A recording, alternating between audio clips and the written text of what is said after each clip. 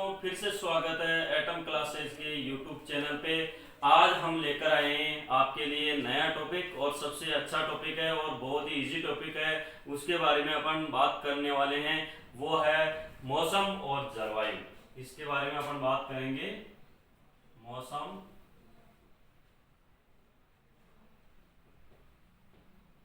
और जलवायु, weather and climate.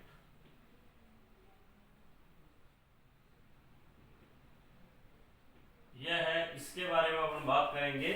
ये जो बहुत लंबा टॉपिक है वैसे, लेकिन इसकी जो मेन चीज है वो ही आपको कवर करके और इसके बारे में बताई जाएगी। अब अपन बात करते हैं मौसम के बारे में। मौसम की परिभाषा की अपन चर्चा करते हैं कि मौसम किसे कहते हैं, वेदर किसे कहते हैं। देखो अभी है वो मौसम भी है, मतलब कोई भी वातावरण में जो भी दशाएं हो रही है वो मौसम का ही प्रकार है। तो अपन मौसम की यदि कोई भी परिभाषा की या किसी प्रकार की अपन ये परिभाषित करते हैं तो मौसम क्या है, एक अल्पकालिक वायुमंडलीय दशा, मतलब एक शॉर्ट ड्यूरेशन या इमीडिएट कोई भी घटित होता है वो सब मौसम में ही आता है। जैसे अपन बात करेंगे यदि मौसम के बारे में कि आज है वो अभी है मौसम साफ है और दोपहर बाद है वो एकदम से कोई आंधी आ गई, तूफान आ गया या बारिश हो गई या फिर बादल आ गए, तो इस प्रकार कोई भी एकदम से कोई भी सडनली जो चेंज हो रहा है वो या अल्पकालिक कोई भी चेंज हो रहा है वो किस में आता है, मौसम में आता है। तो इसकी परिभाषा क्या होगी, अल्पकालिक वायुमंडलीय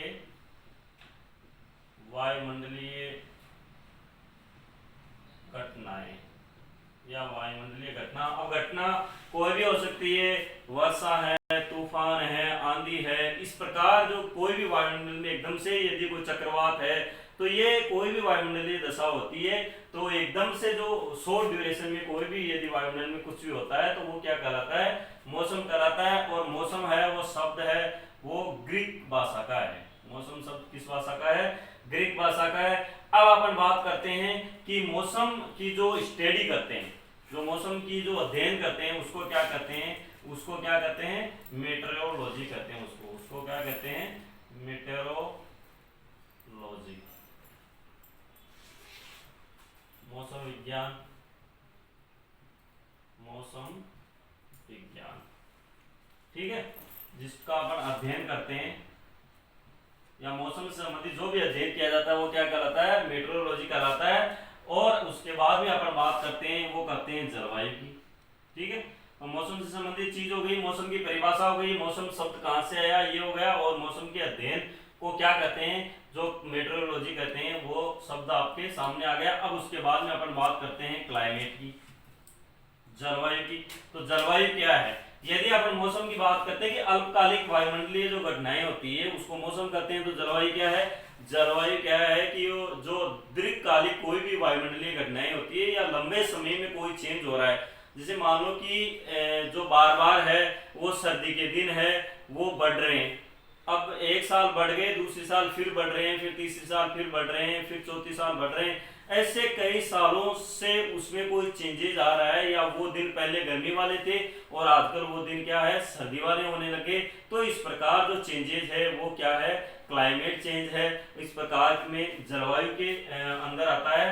तो ये है, ये शब्द है वो ग्रीक भाषा का है ये शब्द।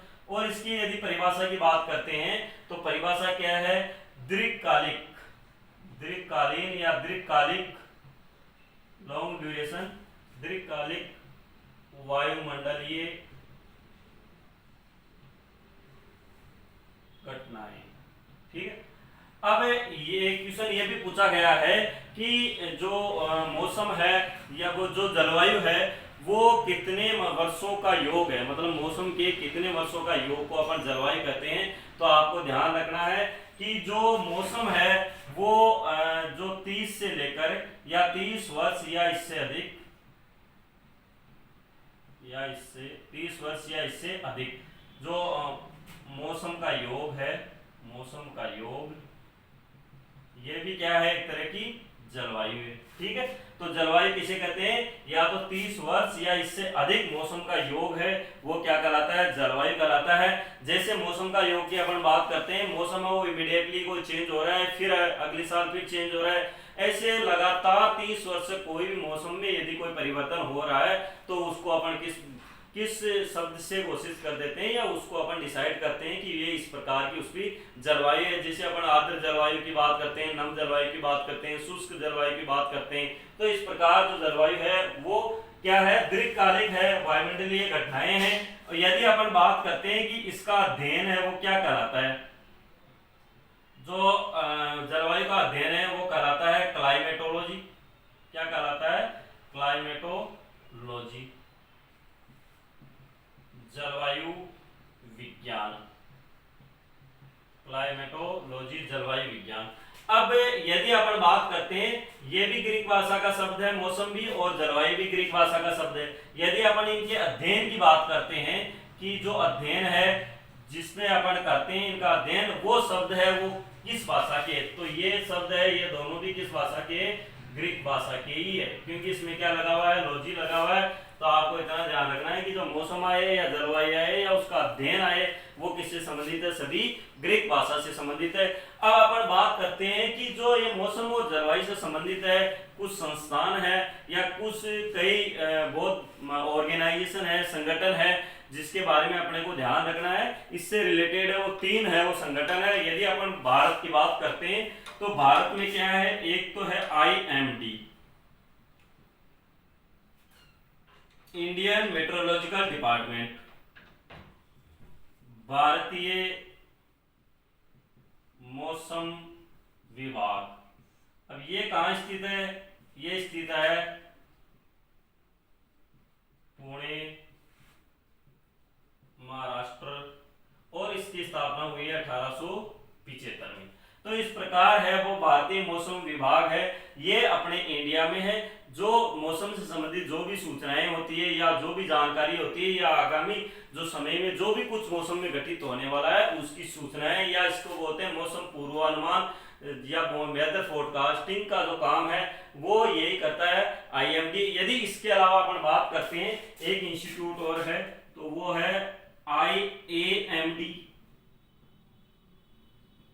भारतीय कृषि मौसम विभाग। तो ये किससे संबंधित है, ये कृषि से संबंधित है, और ये कहां स्थित है, नई दिल्ली, न्यू दिल्ली, और इसकी स्थापना कब हुई, 1935 में।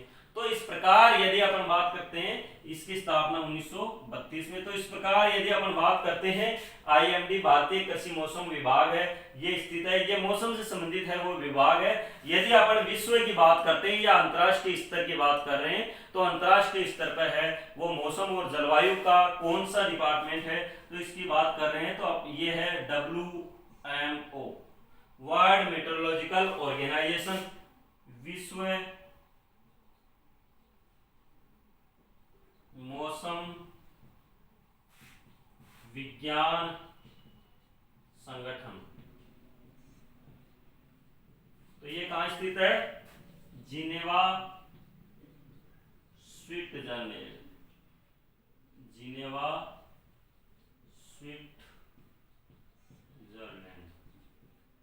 तो इस प्रकार है ये जो अंतर्राष्ट्रीय स्तर पर जो भी विभाग है या जो संगठन है वो कहां स्थित है, जिनेवा स्विट्जरलैंड में है। और इसकी स्थापना की यदि अपन बात करते हैं तो 1951 में इसकी स्थापना हुई है। और जो विश्व में यदि मौसम से संबंधित कोई भी चक्रवात है या तूफान है या कोई भी आगामी कोई भी यदि विश्व में कोई भी ऐसी कोई घटनाएं हो रही है तो उससे संबंधित सूचनाएं हैं या उससे संबंधित जो भी कुछ होता है वो WMO देता है, वर्ल्ड मेट्रोलॉजिकल ऑर्गेनाइजेशन है, विश्व मौसम विज्ञान संगठन है, जो कहां स्थित है, जिनेवा स्विट्जरलैंड में है। तो ये इससे मौसम और जलवायु से संबंधित है वो 3 संस्थान है जो आपको समझ में आ गए होंगे। अब यदि अपन इसकी बात करते हैं कि जो भारतीय मौसम विज्ञान है उसका जनक कौन सा है, या अपन बात करते हैं कि जो विश्व मौसम विज्ञान है तो उसका जनक कौन सा है, तो अपन बात करते हैं पहले विश्व की, ठीक है। विश्व मौसम विज्ञान का जनक, विश्व विश्व मौसम विज्ञान का जनक, तो वो है डी.एन. वालिया। क्या है? डी.एन. वालिया। यदि अपन भारत की बात करते हैं तो भारत में कौन सा है जो जनक है मौसम विज्ञान का? भारत में मौसम विज्ञान का जनक वो कौन है? L.A. रामदास। अब इनको याद ये है, आपको दो शब्द याद रहेंगे कि एक तो वालिया है, एक रामदास है। अब इसको याद कैसे करें? जैसे इसमें तो वह लिखा हुआ है, इसका मतलब क्या है? विश्व से संबंधित है, ठीक है। और यदि अपन भारत की बात करते हैं तो भारत में कौन से जन्मे हैं? ज्यादातर सभी राम ही राम है। तो रामदास किससे संबंधित है? भारतीय मौसम विज्ञान के जनक से संबंधित है। यदि अपन बात करते हैं क्लाइमेटोलॉजी की, यदि अपन बात करते हैं जलवायु विज्ञान की, तो इसके जनक की बात करते हैं तो वो कौन है? जलवायु विज्ञान के जनक तो वो है केपन, कोई कोपन भी बोलते हैं। तो ये है इस प्रकार जो अपन मौसम और जलवायु की जो सामान्य जानकारी है, तो इसके बारे में आपको समझ में आ गया होगा। मौसम शब्द है वो ग्रीक भाषा का है, जलवायु भी ग्रीक भाषा का है। मौसम में अल्पकालिक दशाएं हैं, जलवायु दीर्घकालिक दशाएं हैं। और यदि अपन कई बार ऐसे पूछा जाता है कि WMO के अनुसार कितने मौसम कितने वर्षों के योग को जलवायु कहते हैं, या कितने वर्षों के मौसम के योग को जलवायु कहते हैं, तो ये WMO के अनुसार ही है। जो 30 वर्ष या इससे अधिक मौसम के जो भी घटनाएं होती है उसके योग को क्या कहते हैं? जलवायु कहते हैं। और इसके अलावा अपन बात करते हैं जैसे IMD कहाँ स्थित है, IAMD कहाँ स्थित है, WMO कहाँ स्थित है, और विश्व के जो मौसम विज्ञान के जनक कौन से हैं, भारत में मौसम विज्ञान के जनक कौन से हैं, और जलवायु विज्ञान के जनक कौन से हैं। तो इस प्रकार है वो आपकी ब्रीफ जो हिस्ट्री है मेन वो आ गई है। अब उसके बाद में अपन बात करते हैं वायुमंडल की।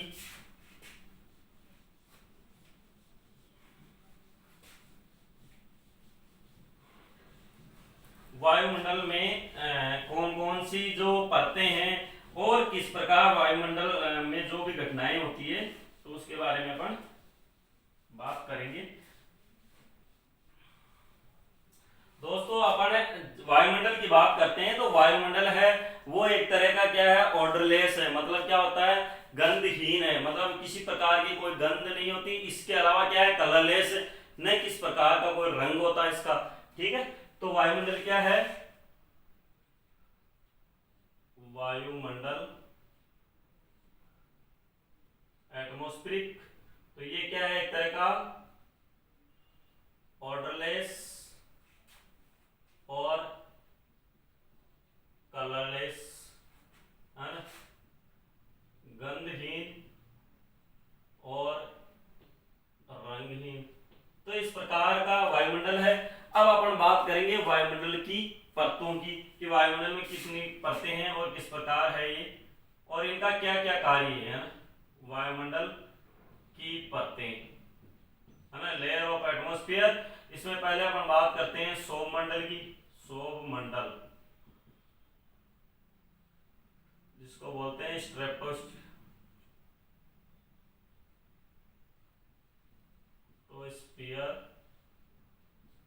ठीक है। तो एक अपन डायग्राम बना देते हैं, उस डायग्राम के अनुसार ये सब चीज समझ में आ जाएगी आपको। उसमें कौन कौन सा मंडल है वो किस प्रकार है, ये डायग्राम में सब कुछ आपको समझ में आ जाएगा। टेम्परेचर भी आपको समझ में आ जाएगा कि किस प्रकार है वो टेम्परेचर बढ़ता है और किस प्रकार टेम्परेचर है वो घट रहा है। कौन सी जो मंडल है उसमें टेम्परेचर बढ़ रहा है और कौन से मंडल में टेम्परेचर घट रहा है, तो उसके बारे में अपन बात करेंगे। तो ये तो जो मंडल है ये है सौरमंडल। सौरमंडल जो पहला बताया है परतों में है, ये वायुमंडल की परतें हैं। उसके बाद में यदि अपन बात करते हैं तो वो है समताप मंडल, ये है समताप मंडल। फिर उसके बाद में अपन बात करते हैं तो ये है मध्य मंडल, ये है मध्य मंडल। उसके बाद में यदि अपन बात करते हैं तो तापमंडल, है ना। तो इस प्रकार ये है, मंडलों को अपन डिवाइड कर रखें। तो दूसरा कौन सा है? समताप मंडल। समताप मंडल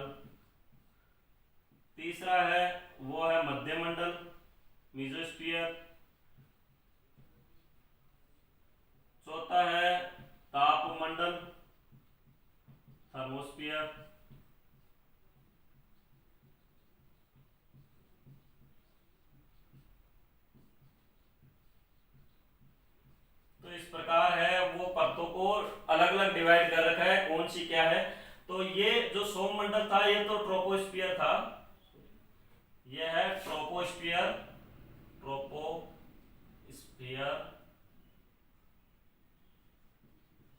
और ये था स्ट्रेटोस्फियर।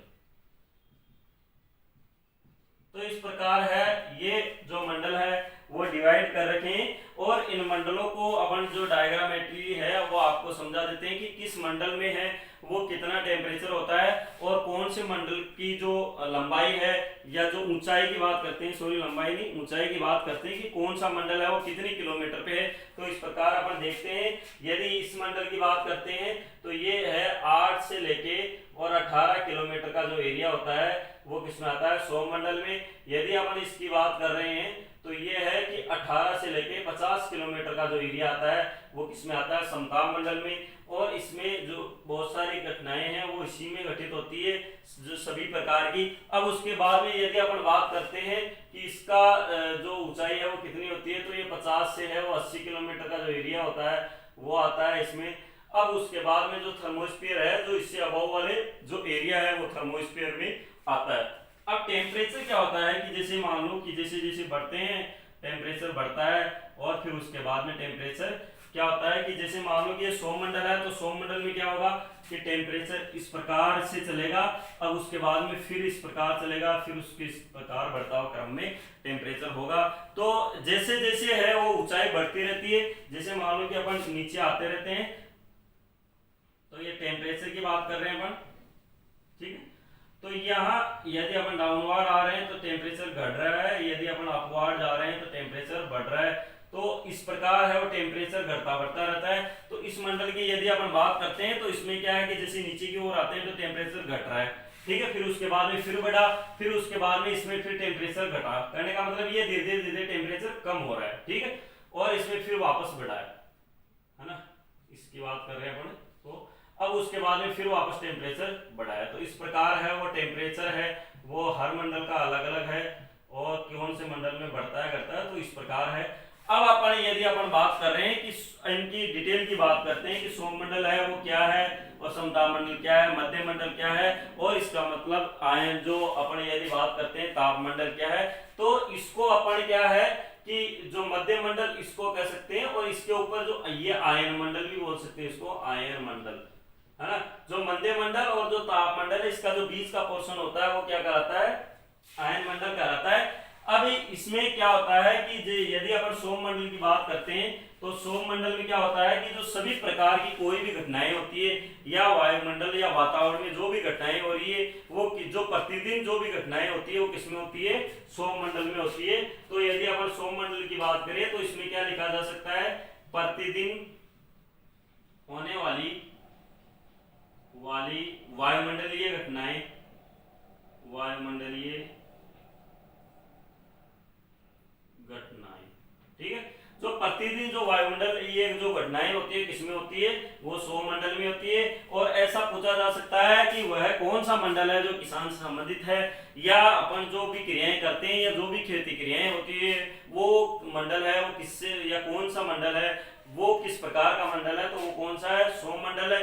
यदि अपन बात करते हैं कि कुल वायुमंडलीय भार की, यदि अपन बात कर रहे हैं कुल वायुमंडलीय भार की, तो जो 80% है, 80% है वायुमंडलीय भार, 80% वायुमंडलीय भार इसी मंडल का है या इसी मंडल में है, ठीक है। जो 80% है वायुमंडलीय भार है वो केवल किसमें है, सौरमंडल में। और जो भी घटनाएं होती है या अपन जो भी क्रियाएं करते हैं ये सभी किसमें आती है, ये सभी सौरमंडल में आती है। अब इसके बाद में यदि अपन बात कर रहे हैं कि समताप मंडल की, समताप मंडल में क्या आता है, एक चीज और आती है, इसको अपन ओजोन मंडल भी बोल सकते हैं, ओजोन मंडल। अब ये क्या काम करती है कि जो वायुमंडल या जो ऊपर से जो आ रही है रेज है, या जो हानिकारक जो किरणें हैं जिसको अपन अल्ट्रावायलेट रेज बोलते हैं, तो ये क्या करता है कि जो ओजोन लेयर है ये पहले है उन किरणों को है जो घातक किरणें होती है उनको पृथ्वी पे आने से रोकने का काम करती है, तो उसको ओजोन लेयर कहते हैं। ये या ओजोन मंडल भी कहते हैं इसको, ये एक लेयर के रूप में यहाँ पे है इसलिए इसको ओजोन मंडल भी कहा जाता है। अब इसमें क्या होता है कि ये अपनी पृथ्वी को बचाए हुए रखती है, और ये कितने किलोमीटर पर, जो समताप मंडल है ये पृथ्वी से कितने किलोमीटर है, 18 से 50 किलोमीटर का जो एरिया होता है वो किस में आता है, समताप मंडल में। और जो 8 से लेकर 18 किलोमीटर का जो एरिया है वो किस में आता है, सौम मंडल में। यदि अपन बात करेंगे फिर मध्य मंडल की, तो मध्य मंडल में क्या होता है, मध्य मंडल के बाद में जो एक आयन मंडल भी आता है। तो अपन आयन मंडल की बात कर रहे हैं, तो आयन मंडल में क्या होता है, जितनी भी अपने जो रिमोट सेंसिंग, मतलब जो भी रिमोट का जो कार्य होता है, रिमोट सेंसिंग जो वर्क होता है ना, वो सारे वर्क है वो किसमें होते हैं, आयन मंडल में। यदि अपन बात करते हैं रेडियो तरंगे, है ना, रेडियो तरंगों का कार्य भी इसी मंडल में होता है जो आयन मंडल है। फिर उसके बाद में है वो थर्मो स्फीयर आ जाता है, ताप मंडल आ जाता है, और इसमें टेम्परेचर है वो बढ़ता है। तो इस प्रकार है वो अपने जो वायुमंडलीय परतें हैं, तो इसका वर्गीकरण हो गया है। और ये समझ में आ गई होगी, जो सौम मंडल है इसलिए सबसे नीचे वाला मंडल कहलाता है, किसान से संबंधित मंडल है ये। और इसमें जितनी भी प्रतिदिन होने वाली घटनाएं ये सौम मंडल में होती है। और इसके यदि अपन बात करें कि वायुमंडलीय भार का जो 80% वायुमंडलीय जो 80% जो भार है ये सौम मंडल में, उसके बाद में जो समताप मंडल आता है उसमें 20% भार है वो वायुमंडल का इसमें है। और इसकी जो यदि अपन बात करते हैं बादलों का बढ़ना या किसी भी प्रकार की वर्षा का होना, ये सभी क्रियाएं ये सौम मंडल में होती है। और इसकी ऊंचाई की बात करते हैं तो 8 से लेके 18 किलोमीटर का जो एरिया होता है या जो ऊंचाई होती है, इसमें जो भी वायुमंडल है वो क्या है, किसमें आता है, सौम मंडल में आता है। अब यदि अपन बात करते हैं समताप मंडल की, तो समताप मंडल में क्या होता है कि एक जो मंडल और आता है जो ओजोन मंडल आता है। और इसकी लंबाई की बात करते हैं तो या ऊंचाई की बात करते हैं, सॉरी लंबाई नहीं ऊंचाई की बात करते हैं, तो ऊंचाई में क्या होता है 18 से लेके जो 50 किलोमीटर का जो एरिया होता है वो ये किसमें आता है, समताप मंडल में आता है। और इसके अंदर क्या आता है, ओजोन मंडल भी आता है। और ओजोन मंडल अपने लिए क्यों आवश्यक है, जो सूर्य की जो पराबैंगनी किरणें हैं, सूर्य की जो पराबैंगनी किरणें हैं, जो अल्ट्रावायलेट रेज है, ये अपने लिए घातक होती है, जो पृथ्वी पे जो जीव है उनके लिए हानिकारक होती है। तो उन किरणों को ये ओजोन लेयर है ये रिफ्लेक्ट करती है और उन किरणों से अपनी पृथ्वी को बचाती है, या पृथ्वी पे जो भी जीव है उनको सभी को बचाने का काम करती है। अब उसके बाद में यदि अपन बात करते हैं मध्य मंडल की, तो इसकी ऊंचाई है वो कितनी है, 50 से लेके जो 80 किलोमीटर का एरिया है। अब उसके बाद में क्या होता है कि यदि क्वेश्चन ऐसा पूछा जाए कि जो आयन मंडल है वो कहाँ स्थित है, तो आपको जवाब में ये ध्यान रखना है कि जो मध्य मंडल के ऊपर और जो ताप मंडल है उसके नीचे जो बीच का जो पोर्शन है उसमें आयन मंडल है। और आयन मंडल में क्या होता है कि जो सभी प्रकार की जो रेडियो तरंगे हैं या इस प्रकार का रिमोट सेंसिंग के कार्य है, ये सभी किसमें होते हैं, आयन मंडल में होते हैं। एक चीज और है, यदि समताप मंडल की बात करते हैं तो समताप मंडल में क्या है कि वायुयानों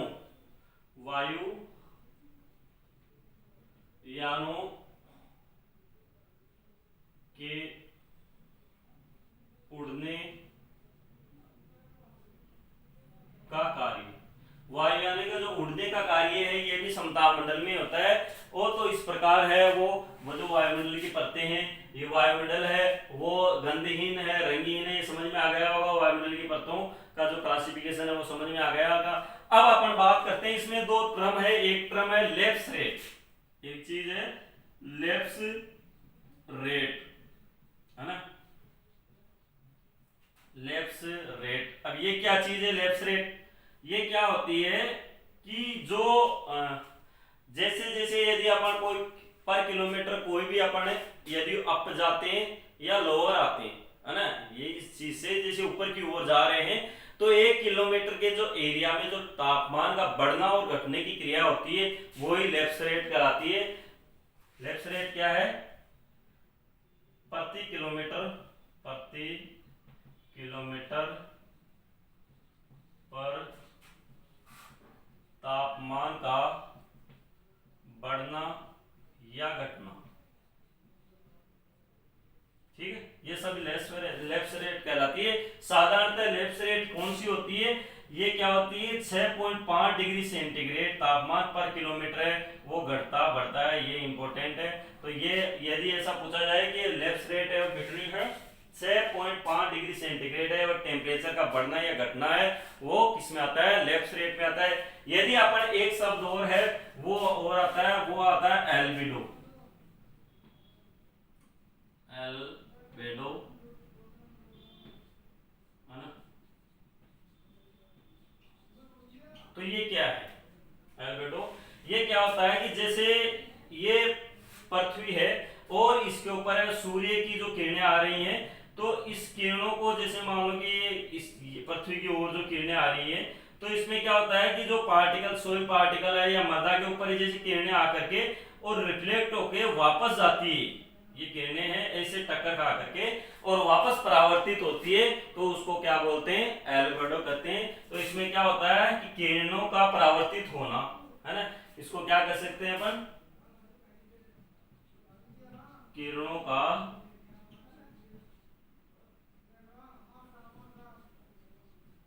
परावर्तित होना एल्बिडो कहलाता है। ठीक है, एल्बिडो कहलाता है। अब यदि अपने कई बार ऐसे पूछा जा सकता है कि सर्वाधिक है वो एल्बिडो किसका है और सबसे कम एल्बिडो किसका है, तो यदि अपन एल्बिडो में बात करते हैं कि सर्वाधिक किसका है, सर्वाधिक है वो एल्बिडो किसका है और सबसे कम, सबसे कम, तो सर्वाधिक है वो एल्बिडो है बर्फ का है। कहने का मतलब क्या होता है कि सर्वाधिक यदि अपन एल्बिडो की बात करते हैं तो सर्वाधिक एल्बिडो है बर्फ का है 94% और सबसे कम है वो है चारकोल का, सबसे कम है वो है चारकोल। तो इस प्रकार जो वायुमंडल से संबंधित दो टर्म है ये आपके समझ में आ गए होंगे। अब इसके अलावा अपन बात करेंगे मौसम को प्रभावित करने वाले कारक की बात करेंगे, तो ये समझ में आ गया होगा। यदि आपको कुछ इसमें कोई मिस्टेक हो या आपके कोई भी पार्ट है ये समझ में नहीं आया हो तो आप कमेंट बॉक्स में कमेंट डाल सकते हैं या आप पर्सनली कॉल करके पूछ भी सकते हैं। यदि कहीं भी किसी भी प्रकार की कोई दिक्कत उत्पन्न हो रही है तो आप है बेझिझक है वो कॉल करके आप पूछ सकते हैं और डाउट क्लियर कर सकते हैं। अब इसके अलावा ये अपन बात करेंगे मौसम को प्रभावित करने वाले कारक कि जो अपने मौसम है जो अल्पकालिक दशाएं होती है इनको कौन कौन से कारक है वो प्रभावित करते हैं और किस प्रकार प्रभावित करते हैं। तो अगर पहले बात करेंगे मौसम को प्रभावित करने वाले कारक, मौसम को प्रभावित करने वाले कारक, इसमें पहला है प्रकाश, ठीक है लाइट।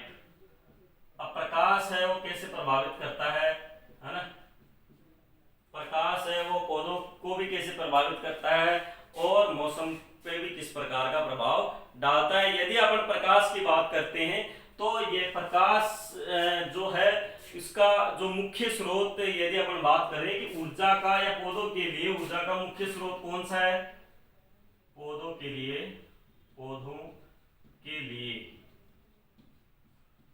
ऊर्जा का मुख्य स्रोत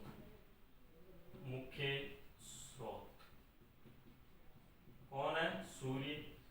जो किरणें आती है और उन किरणों से क्या होता है प्रकाश संश्लेषण की क्रिया होती है, तो इस प्रकार जो मुख्य सोर्स है वो कौन सा है, सूर्य। अब यदि अपन बात करते हैं कि प्रकाश संश्लेषण सर्वाधिक कौन सी किस प्रकार की जो किरणें होती है जिनका रंग किस प्रकार जिनका रंग होता है और जिनमें किस प्रकार की जो किरणों का रंग होता है जिसमें ज्यादा प्रकाश संश्लेषण होता है, तो उनकी बात करेंगे।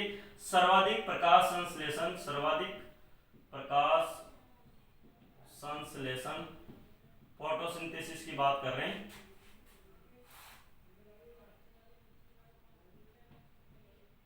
कौन सी किरणों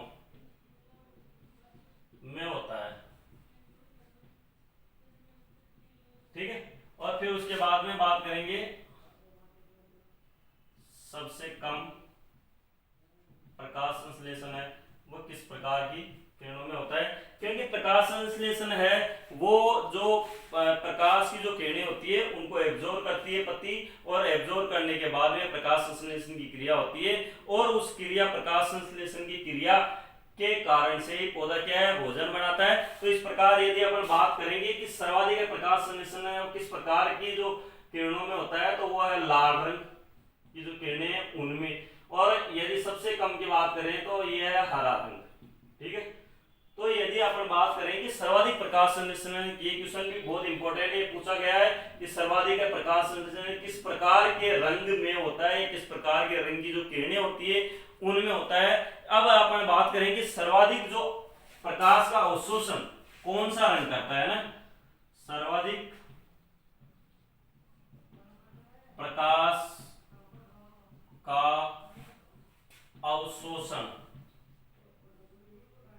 सर्वाधिक प्रकाश का अवशोषण है वो कौन सा रंग करता है, काला रंग, है ना भाई, ब्लैक कलर है वो सर्वाधिक एब्जॉर्ब करता है ना रेज को। तो इस प्रकार सर्वाधिक है वो जो अवशोषण करता है प्रकाश का, वो काला रंग करता है। और सबसे कम, यदि कम प्रकाश का जो अवशोषण है वो किस में होता है, सफेद रंग में, है ना, या रिफ्लेक्ट सर्वाधिक किस में होता है, सफेद रंग में तो होता है। तो इस प्रकार है वो प्रकाश है, इसके जो मेन पॉइंट है वो लिखा रहे हैं जो आपको काम आते हैं। अब प्रकाश में यदि अपन बात करते हैं कि प्रकाश जो दीप्ति काल क्या होता है, और प्रकाश का पौधों पर क्या प्रभाव पड़ता है ना, यदि प्रकाश का पौधों पर क्या प्रभाव पड़ता है, तो अपन एक हेडिंग की बात करें तो इसमें है प्रकाश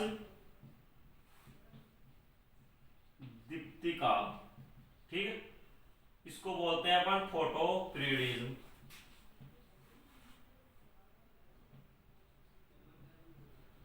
ठीक है, तो ये फोटोपीरियडिज्म क्या है, ये क्या होता है कि जो प्रकाश की अवधि है, जो प्रकाश है वो कितना आ रहा है उसकी अवधि होती है, उस अवधि का प्रकाश के जो पौधों की वृद्धि पे क्या प्रभाव पड़ता है, तो वो क्या कहलाता है, प्रकाश दीप्ति काल कहलाता है ना, या प्रकाश दीप्ति कालीन भी बोल सकते हैं, फोटोपीरियडिज्म बोलते हैं।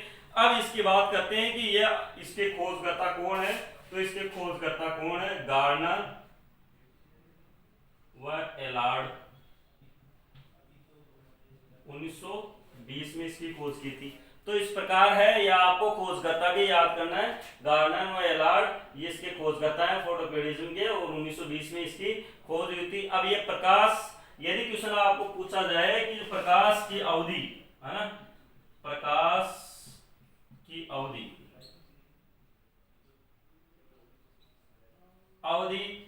का पौधों पर प्रभाव पड़ना कहलाता है ना, पूछा जा सकता है कि प्रकाश की अवधि का पौधों पर पड़ने वाले प्रभाव को कहते हैं, तो प्रकाश दीप्तिकालीन आ सकता है, बसंतीकरण आ सकता है, उपरोक्त दोनों भी आ सकता है, या इनमें से कोई भी नहीं आ सकता है। तो जो प्रकाश की अवधि का जो प्रभाव पड़ रहा है पौधों की वृद्धि पर, तो उसको बोलते हैं प्रकाश दीप्तिकालीन। कहने का मतलब कि कितना प्रकाश पौधों को मिल रहा है और कौन से पौधों के लिए वो सुटेबल है या नहीं है। यदि अपन बात करते हैं बसंतीकरण वर्नेलाइजेशन की, तो उसमें क्या होता है कि जो तापमान का प्रभाव पड़ता है, या उसमें क्या होता है कि पौधे की वृद्धि के लिए तापमान का जो प्रभाव पड़ रहा है उसको बोलते हैं बसंतीकरण।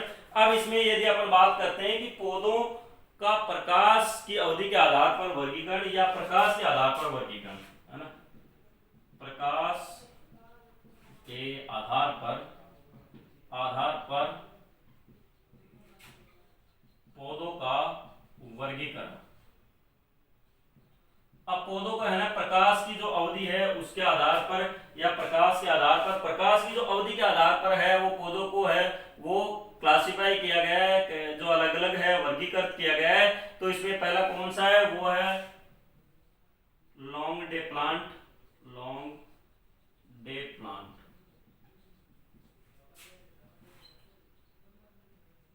दीर्घ दिवस प्रभावी पौधे। ठीक है, अब इसमें जो लॉन्ग डे प्लांट है जो कौन कौन से होते हैं, तो ये क्वेश्चन है, इनमें के एग्जांपल पूछते हैं, तो आपको एग्जांपल है वो बहुत ही इजीली याद हो जाएंगे और बहुत ही सिंपल है, आपको रखने की कोई जरूरत नहीं है। आपको केवल समझना है कि इसमें जो लॉन्ग डे प्लांट कौन से हो सकते हैं और शॉर्ट डे कौन कौन से हो सकते हैं। यदि अपन बात करते हैं खरीफ और रबी सीजन की, तो यदि अपन बात कर रहे हैं कि मान लो कि लॉन्ग डे प्लांट कौन से हैं, यदि अपन बात कर रहे हैं खरीफ की, खरीफ में क्या होता है कि जब अपन बुआई करते हैं तो उस समय क्या होता है कि दिन का जो ड्यूरेशन होता है वो क्या होता है, लंबा ड्यूरेशन होता है। ठीक है, दिन का जो ड्यूरेशन होता है वो लंबा होता है, प्रकाश की अवधि है वो लंबी होती है। लेकिन जब बात करते हैं अपन यदि पुष्पन के टाइम की, इसमें इंपॉर्टेंट कौन सा जो पीरियड है वो कौन सा है, पुष्पन पीरियड है ना, जो फ्लोरिंग पीरियड है वो बहुत ही इंपॉर्टेंट है। उस समय है वो जो प्रकाश की अवधि है वो बहुत ही मायना रखती है। तो जो प्रकाश की अवधि है वो उस समय है वो शॉर्ट रहती है, लॉन्ग रहती है, तो उसके हिसाब से क्लासिफाई किया गया है। तो जो खरीफ के जो भी पौधे होते हैं तो उनको क्या होता है कि पुष्पन के टाइम क्या होता है कि धीरे धीरे क्या है, दिन का जो ड्यूरेशन है प्रकाश का वो कम होने लगता है और रातें बड़ी होने लगती है। तो इस प्रकार वो क्या है, शॉर्ट डे प्लांट है। यदि अपन लॉन्ग डे प्लांट की बात करते हैं, दीर्घ दिवस प्रभावी पौधे की बात करते हैं, तो अपन गेहूं जो या जो रबी के सीजन की जो भी फसलें होती है उनकी अपन बुआई करते हैं नवंबर के आसपास, और अक्टूबर नवंबर के आसपास बुआई करके, और जब उसका पुष्पन का टाइम होता है उस समय क्या होता है कि जो दिन की अवधि है वो धीरे धीरे बढ़ने लगती है और रात की अवधि है वो कम होने लगती है। तो इस प्रकार वो क्या है, लॉन्ग डे प्लांट है। तो यदि अपन लॉन्ग डे प्लांट की बात करते हैं तो लॉन्ग डे प्लांट है, उनको यदि अपन कितने अवधि की बात कर रहे हैं तो उसमें 10 से लेकर के और 14 घंटे जो प्रकाश की अवधि की आवश्यकता होती है। और यदि अपन बात करते हैं एग्जाम्पल कौन से, तो सभी रबी की फसलें हैं, सभी जो रबी की फसलें हैं, जो रबी सीजन में जो बोई जाने वाली सभी फसलें हैं वो किस में आती है, वो आती है लॉन्ग डे प्लांट में, दीर्घ दिवस प्रभावी पौधे में। अब उसके बाद में अपन बात करते हैं दूसरा short day plant, short day plant, लघु दिवस प्रभावी पौधे। तो इसमें क्या होता है कि इसमें ज्यादा से ज्यादा 8 से लेके और 10 घंटे है वो प्रकाश की अवधि की आवश्यकता होती है। और इसमें क्या होता है कि इसके एग्जाम्पल की बात करते हैं तो जो सभी जो खरीफ की सीजन की जो फसलें हैं, सभी खरीफ फसलें, ठीक है, जो खरीफ की जो सभी फसलें हैं वो किस में आती है, वो आती है शॉर्ट डे प्लांट में। यदि अपन बात करते हैं एक और आता है क्लासिफिकेशन, वो आता है डे न्यूट्रल प्लांट, है ना, डीएनपी,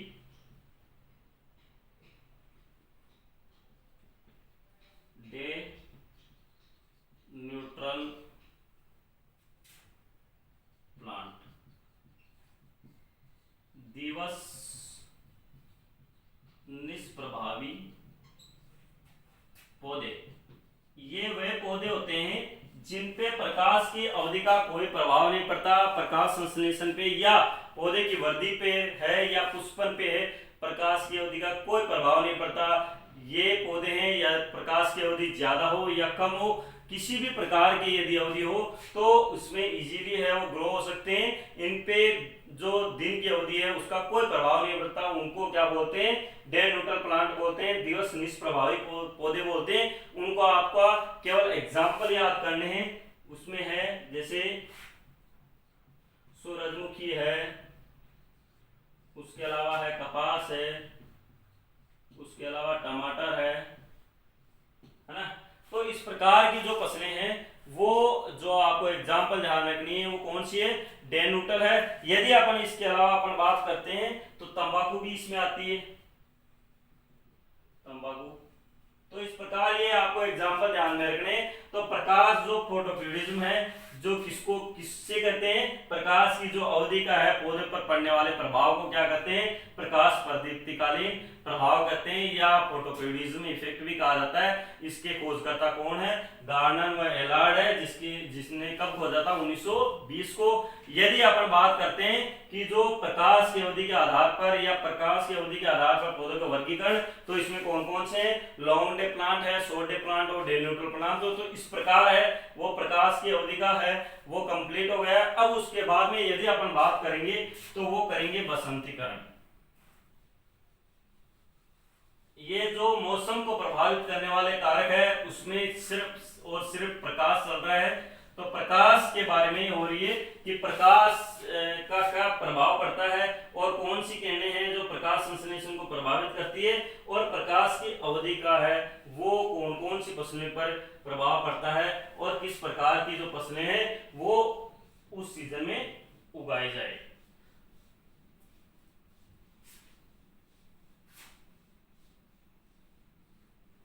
अब उसके बाद में यदि अपन बात करेंगे वो करेंगे बसंतीकरण, बसंतीकरण, वर्नेलाइजेशन।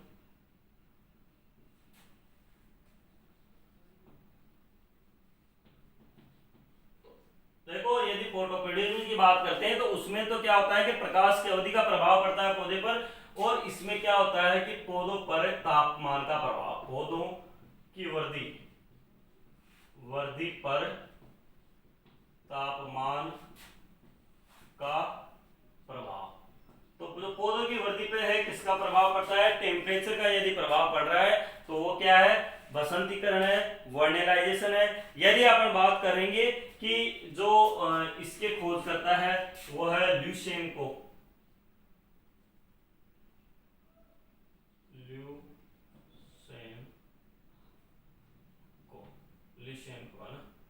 लाइसेनको बोलते हैं, तो ये इसके खोज करता है। यदि अपन बात करेंगे कि इसमें किस प्रकार जो पौधे हैं वो किस प्रकार जो प्रकाश संश्लेषण की अवधि पे तापमान का प्रभाव पड़ता है, तो उस शब्द को क्या बोलते हैं अपन, वर्नेलाइजेशन बोलते हैं। आपको इतना ध्यान रखना है। अब उसके बाद में यदि अपन बात करें कि प्रकाश संश्लेषण के आधार पर पौधों का वर्गीकरण है ना, जो प्रकाश संश्लेषण के आधार पर पौधों का वर्गीकरण, प्रकाश संश्लेषण के आधार पर पौधों का वर्गीकरण। देखो इसमें क्या होता है कि इसमें 3 तरह के प्लांट होते हैं। जैसे आपने यदि प्रकाश की अवधि की बात करेंगे तो जो इंपॉर्टेंट क्वेश्चन कौन कौन से बनते हैं, जो प्रकाश की अवधि के है वो एग्जांपल है वो इंपॉर्टेंट होते हैं, और प्रकाश संश्लेषण के आधार पर जो वर्गीकरण है ये भी बहुत इंपॉर्टेंट है। इसमें क्या होता है कि एक तो है जैसे पहला है वो है C3 प्लांट है ना, दूसरा है C4 प्लांट और तीसरा है केम प्लांट, ठीक है ना। C3 पौधे, C4 पौधे और केम पौधे।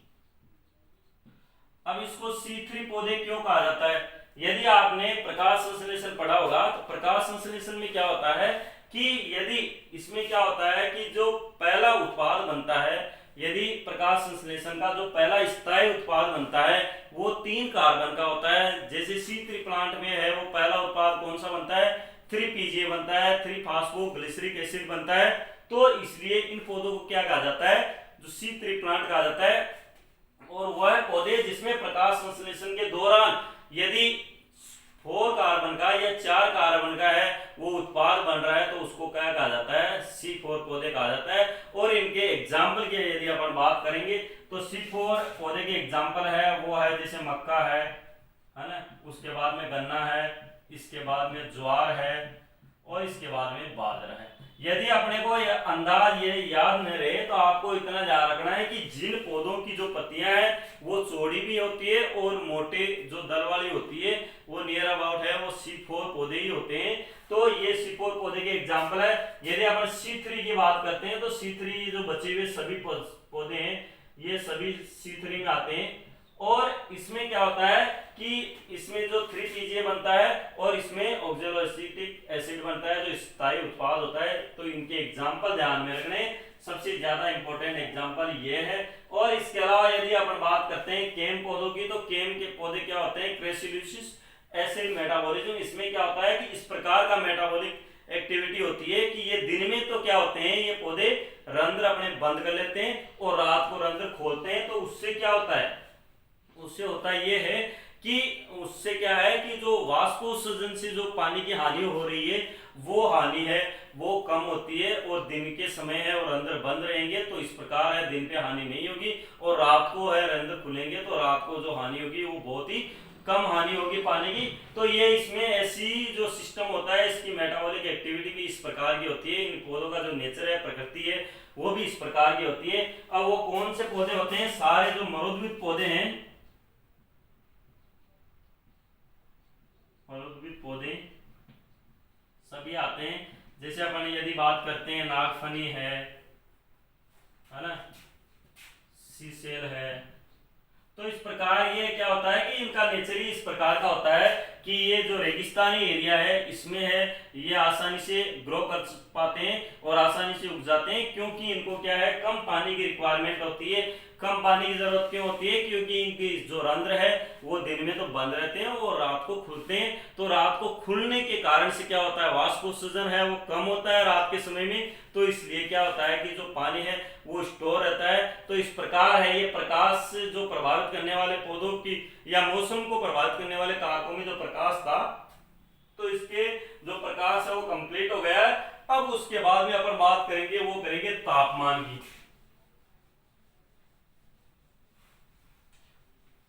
जो मौसम को प्रभावित करने वाले कारकों में है प्रकाश है, वो कंप्लीट हो गया है। अब अपन बात करेंगे तापमान की कि तापमान का क्या क्या प्रभाव पड़ता है।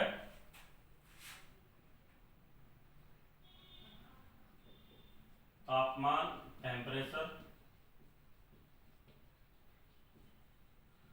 अब यदि अपन बात करते हैं कि तापमान का क्या प्रभाव पड़ता है, कि जो पौधे की वृद्धि के लिए, सूक्ष्म जीवों की वृद्धि के लिए, तो इस प्रकार है। और या अपन बात करेंगे कि पोषक तत्व है वो कौन से तापमान पे है वो सर्वाधिक उपलब्ध होते हैं, तो इस प्रकार है वो अपने को तापमान है वो इंपॉर्टेंट तापमान लिखते हैं अपन। यदि पृथ्वी के औसत तापमान की बात करते हैं अपन, है ना, पृथ्वी का औसत तापमान, औसत तापमान है वो कितना है, वो है 15 डिग्री सेंटीग्रेड। यदि अपन बात करते हैं इसके अलावा कि पोषक तत्व है ना, कौन से टेम्परेचर पे या कितने तापमान पे है वो सर्वाधिक है, वो पौधों को उपलब्ध होते हैं, तो वो है पोषक तत्वों का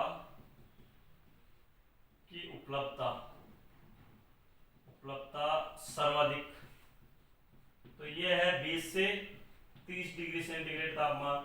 यदि अपन बात कर रहे हैं पोषक तत्वों के अलावा कि पौधे की वृद्धि के लिए, है ना, पौधों की वृद्धि है वो कितने तापमान पे सर्वाधिक होती है, वृद्धि के लिए उपयुक्त है वो तापमान कौन सा है ना, जिसमें क्या होता है कि पौधे की वृद्धि है वो आसानी से हो सके और अच्छी वृद्धि हो। तो इस प्रकार अब किस प्रकार का टेम्परेचर चाहिए होता है, ये पौधों की वृद्धि के लिए वो होता है नियर अबाउट है वो 25 से लेके 35 डिग्री सेंटीग्रेड। यदि अपन बात करते हैं कि प्रकाश संश्लेषण सर्वाधिक कितने तापमान पर होता है, तो वो भी लिखते हैं प्रकाश संश्लेषण सर्वाधिक, तो ये होता है 30 से लेके 35 डिग्री सेंटीग्रेड। इसके अलावा यदि अपन बात करते हैं सूक्ष्म जीवों की वृद्धि के लिए उपयुक्त, तो इस प्रकार है जो पृथ्वी का जो औसत तापमान है 15 डिग्री सेंटीग्रेड, पोषक तत्वों की जो ज्यादा उपलब्धता है वो कितने डिग्री सेंटीग्रेड टेम्परेचर पर रहती है, और इसके अलावा है प्रकाश संश्लेषण है वो कितने डिग्री सेंटीग्रेड पर होता है। तो ये अपने को ध्यान होना चाहिए। सूक्ष्म जीवों की यदि अपन बात करते हैं तो वही 25 से 35 डिग्री सेंटीग्रेड है ये तापमान है, ये उपयुक्त रहता है पौधे की वृद्धि के लिए, सूक्ष्म जीवों की वृद्धि के लिए। तो ये अपने को इतना ध्यान में रखना है। अब इसमें यदि अपन बात करेंगे कि जो तापमान मापने का जो मेजरमेंट होता है वो क्या है, तापमान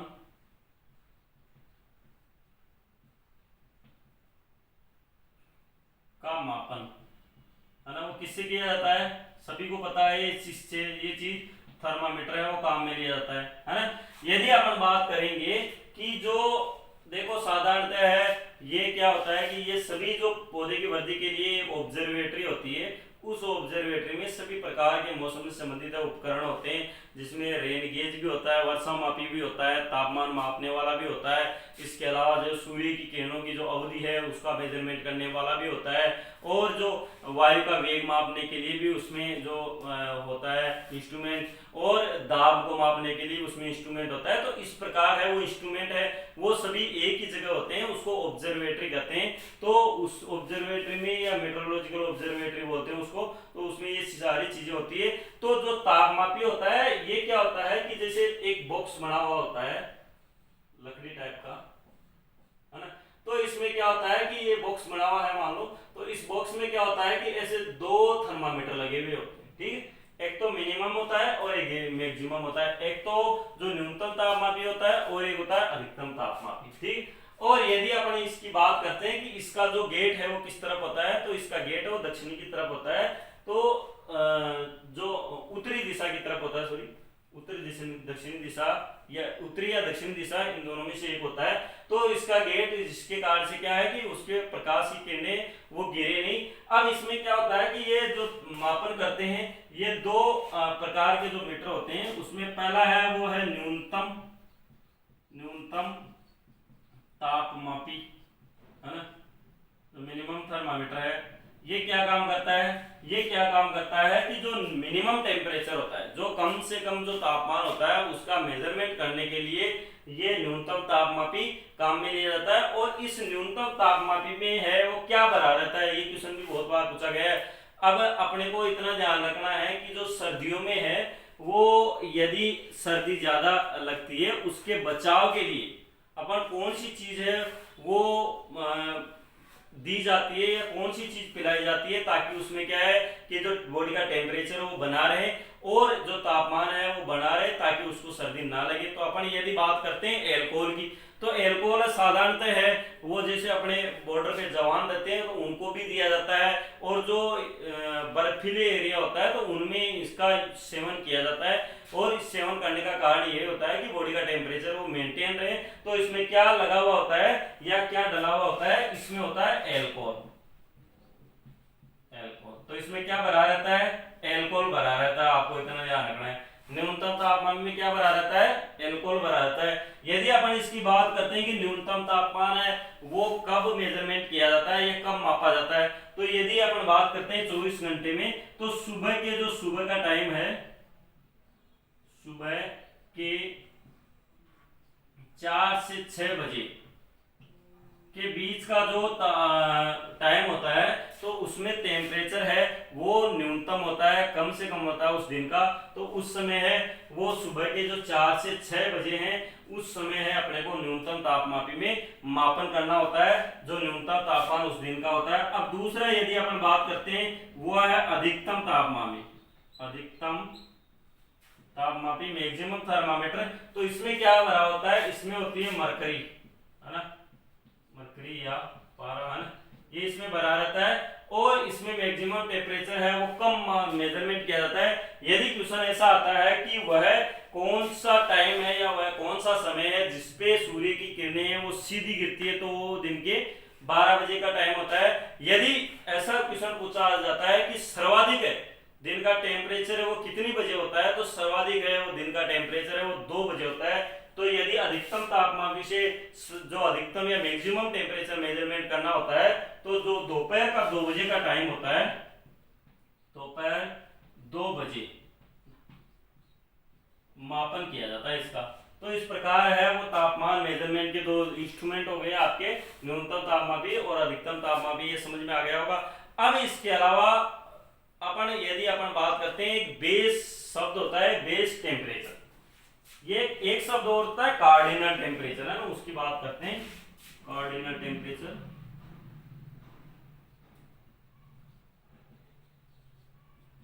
ये क्या होता है, ये होता है न्यूनतम औसत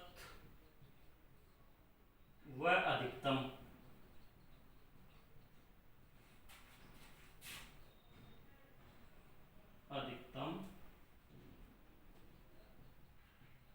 तापमान।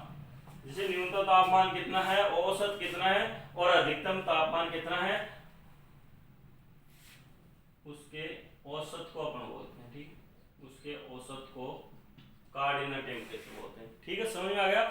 उसके बाद में एक शब्द और आता है बेस टेम्परेचर।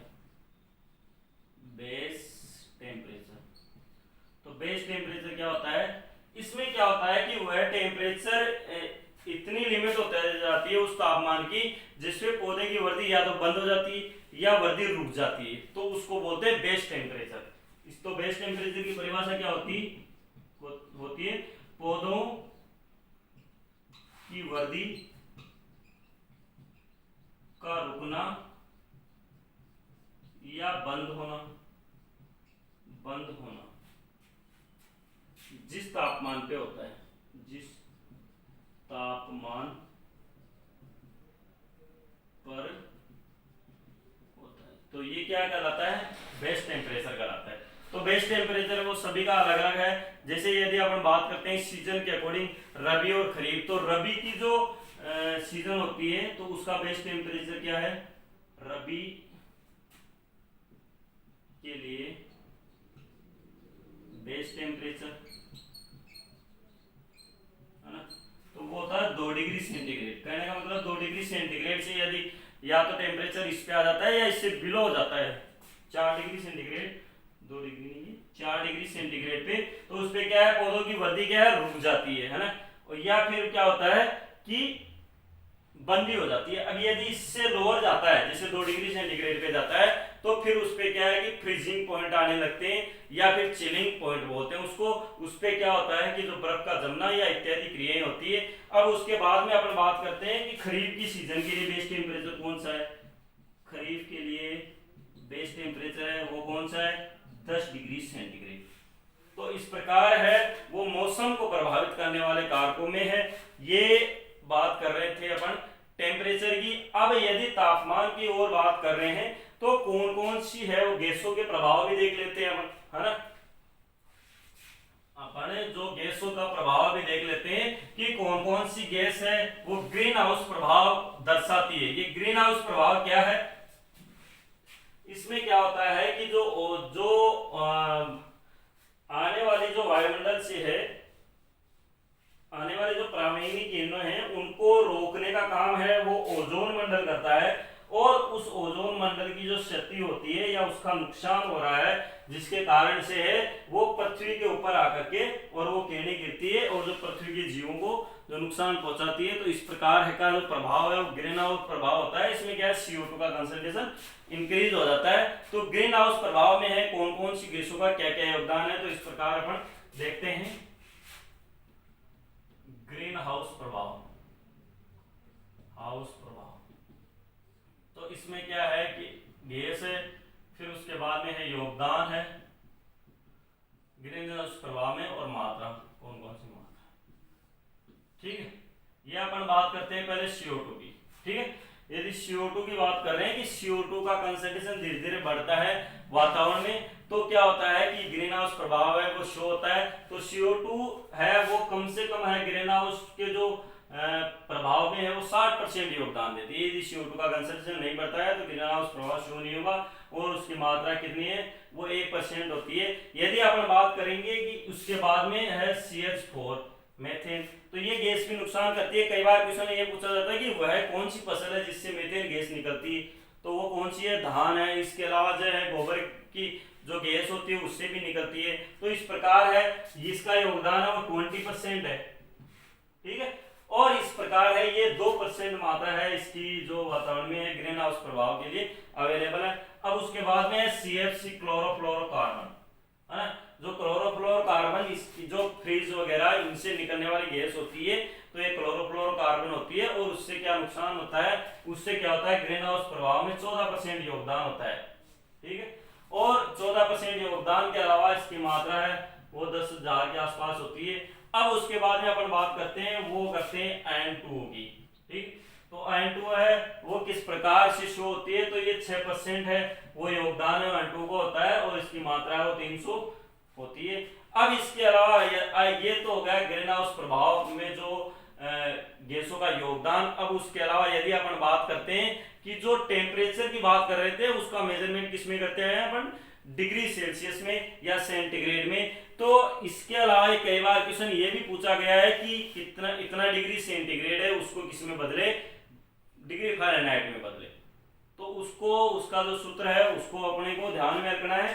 तो जैसे मान लो कि यदि अपन बात करते हैं कि जैसे डिग्री सेल्सियस है वो यदि अपने को मेजरमेंट करना है, मान लो कि अपने को कोई फ़ारेनहाइट दिए हुए हैं और उसको डिग्री सेल्सियस में कन्वर्ट करना है, तो इसका फॉर्मूला क्या है, वो है F-32, F-32 है ना, और 5/9 मल्टीप्लाई, ठीक है। उससे क्या हो जाता है कि जो मान लो अपने को फ़ारेनहाइट दिया हुआ है, F दिया हुआ है, F जैसे मान लो कि अपने को 30 दिया हुआ है, तो यहाँ पे कितना रखना है, 30 से तो ज्यादा देंगे, जैसे मान लो 40 दिया हुआ है तो यहाँ पे रखना है 40। तो इस प्रकार है ये अपने को डिग्री सेल्सियस का मेजरमेंट हो जाएगा। यदि अपन फ़ारेनहाइट है उसकी कैलकुलेशन करें तो फ़ारेनहाइट को कैसे चेंज करते हैं, तो ये फ़ारेनहाइट में क्या होता है, जैसे 5/9 है ना, ब्रैकेट और इसके बाद में F+32, तो ये F क्या है, सॉरी C+32, तो जो सेंटीग्रेड दिया हुआ है उसमें 32 जोड़ करके, और इसको इस प्रकार से ये दो सूत्र है जिससे अपने को डिग्री सेल्सियस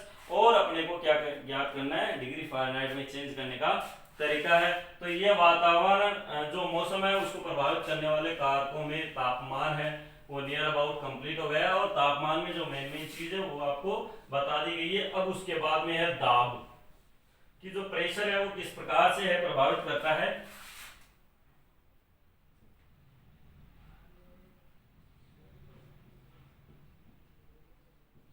प्रेशर है वो किस प्रभाव प्रभावित करता है। देखो यदि अपन बात करते हैं कि तो जो दाब का है मेजरमेंट है वो किससे करते हैं अपन, यदि आप पहले बात करें कि जो वायुमंडलीय दाब है उसका मापन किससे किया जाता है, तो उसका मापन किससे किया जाता है, बैरोमीटर से किया जाता है।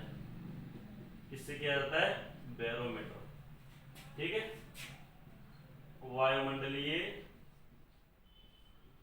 दाब का मापन, ठीक है, वायुमंडलीय दाब का मापन किससे किया जाता है, बैरोमीटर से। अब अपने को याद करने का तरीका ये है कि इसमें दाब ब आ रहा है और ये चालू किससे हो रहा है, वैसे हो रहा है। तो ये आपको इतना ध्यान ट्रिक है याद करने की, आपको इंडिकेशन है कि ये याद करने का तरीका है। और इसकी यूनिट क्या होती है, इसका मेजरमेंट करने की जो यूनिट है वो क्या होती है, उसके बारे में अपन बात करते हैं, बार या उसकी पास्कल, है ना। ये इस प्रकार है, ये इसकी यूनिट होती है इसमें मेजरमेंट किया जाता है। यदि अपन बात करते हैं कि दाब में इसमें क्या होता है कि जो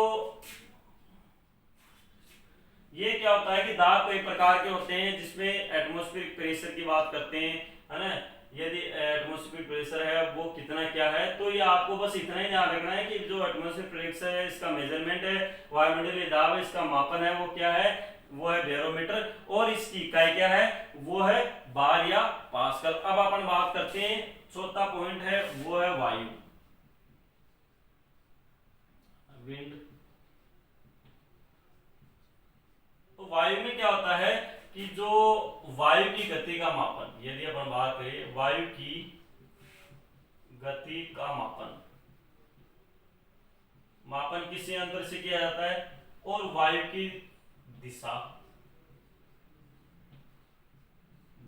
का मापन, तो इनके भी दो यंत्र है ना।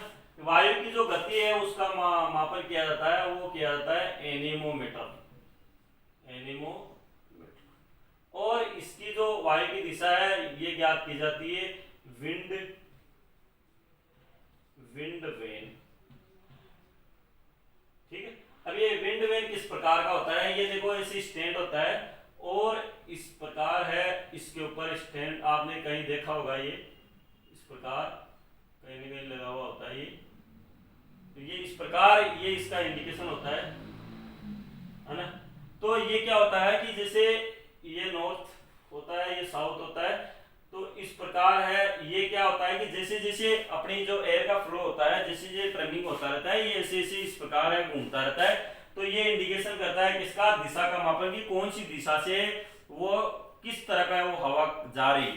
तो इसमें क्या होता है कि ये दिशा है वो कहलाती है विंड, ये दिशा होती है जिससे हवा आती है, तो उसको बोलते हैं अपन विंड वार्ड, मतलब वार्ड के अंदर घुसा लिया अपने, है ना, अपने वार्ड में किसी आदमी को रख लिया, विंड वार्ड।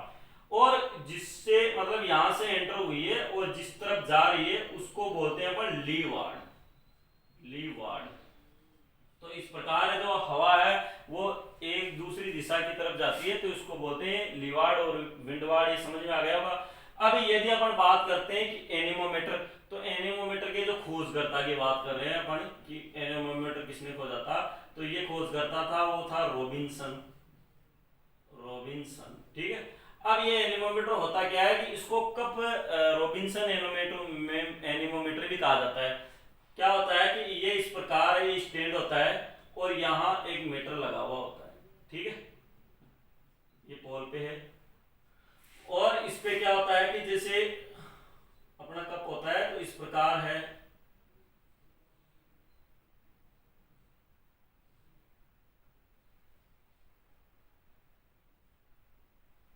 ये ऐसे चारों दिशाओं में ये कप होता है और ये कप की टाइप का होता है ये। ठीक है, इसको कप एनीमोमीटर भी बोलते हैं। आजकल ऑटोमेटिक दूसरा एनीमोमीटर भी आने लगा है। तो ये क्या है कि घूमता रहता है ना, जैसे जैसे ये टर्न करता रहेगा वैसे ही यहाँ पे मीटर है, इसकी जो गति है इसका मापन करता रहेगा। तो इसका खोजकर्ता कौन है, रॉबिन्सन है। इसको कप एनीमोमीटर भी कहा जाता है। तो जो वायु की गति है उसका मापन करने के लिए क्या काम में लिया जाता है, एनीमोमीटर। और जो वायु की दिशा है उसका मापन क्या काम में लिया जाता है, विंड वैन। ये इंपॉर्टेंट है, आपको ध्यान रखना है। ये मीटर है, ये बहुत इंपॉर्टेंट है, ये आपको समझ में आ गए होंगे। अब इसके बाद में अपन बात करते हैं, जो 5वां पॉइंट है वो है लू, मौसम को प्रभावित करने वाले। अब लू क्या होती है ना, लू कब चलती है, वैसे राजस्थान में है वो लू सर्वाधिक चलती है और इसको जानना जरूरी है। ये लू कब चलती है, मई और जून माह में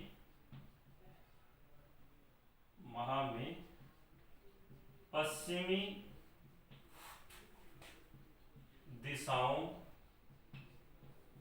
से आने वाली गर्म हवा।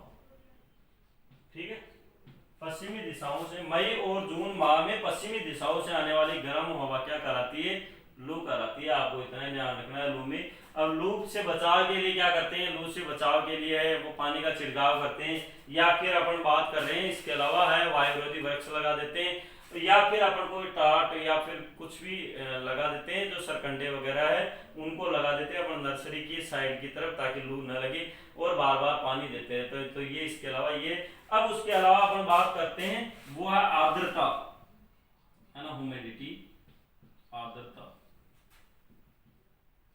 देखो आर्द्रता है, इसका मापन है ना, ये किया जाता है प्रतिशत में। ठीक है, इसका मापन है, रिलेटिव ह्यूमिडिटी है, अपेक्षित आर्द्रता है, उसका मापन किसमें किया जाता है, प्रतिशतता में किया जाता है। और इसका मापने की जो यूनिट है वही है प्रतिशत, है ना, इसको यूनिट भी बोलते हैं। और इसका मापन है वो कौन सी यंत्र से किया जाता है, यदि अपन उसकी बात करते हैं तो वो आता है हाइग्रोमीटर। तो यदि अपन हाइड्रो से बात करते हैं तो वो वाटर से संबंधित रहता है। तो आर्द्रता से संबंधित जो मापन किया जाता है या आर्द्रता का मापन किया जाता है उस यंत्र को बोलते हैं अपन हाइग्रोमीटर। इसको साइक्रोमीटर भी कहा जाता है, ये भी ध्यान रखना, साइक्रोमीटर, है ना। तो इसका दूसरा नाम भी साइक्रोमीटर है। अब ये क्या है कि यदि पूछा जाए कि वायुमंडल की आर्द्रता का मापन, यदि ऐसा पूछा जाए कि जल के घनत्व का मापन, तो वो होता है हाइड्रोमीटर, जल घनत्व मापन, जल घनत्व मापन, तो वो होता है हाइड्रोमीटर। देखो इसमें आर्द्रता में है वो सबसे इंपॉर्टेंट है सापेक्ष आर्द्रता, सापेक्ष आर्द्रता, है ना, रिलेटिव ह्यूमिडिटी। ठीक है, और इस रिलेटिव ह्यूमिडिटी ये परसेंट में मापन किया जाता है। ये क्या होती है कि वायुमंडल में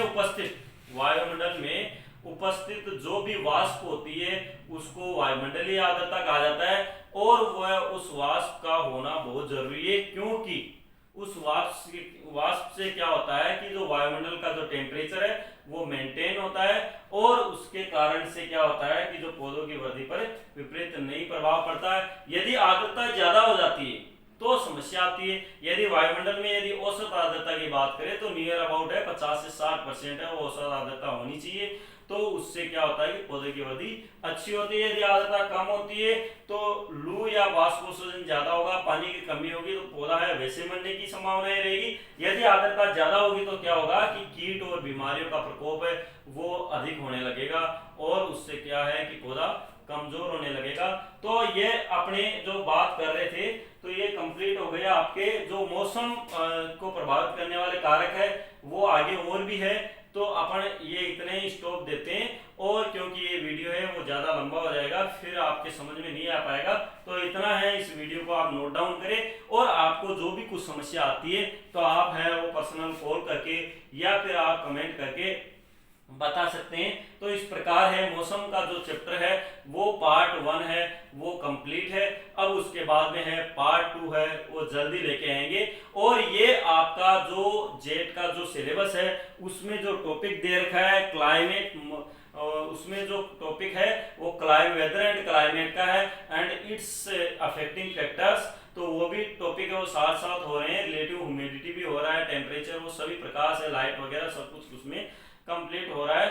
तो आपको इसको ये इतना समझ में आ गया होगा। इसके लिए समझने के लिए बहुत बहुत धन्यवाद। और आप इसको और नोट डाउन करके और अच्छी तरह याद करते रहे। अब अपन बात करेंगे या अपन आएंगे वो दूसरे पार्ट 2 में आएंगे। Okay, thank you very much.